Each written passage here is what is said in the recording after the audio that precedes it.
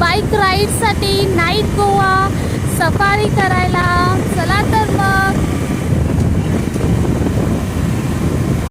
कारण 2 माणसं त्याच्यात आणखी ताक ते किती लावणार, मग ते ताकात आणखी लोणी एवढं येणार. आमच्या घरात 10 माणसं असल्यामुळे अजून ती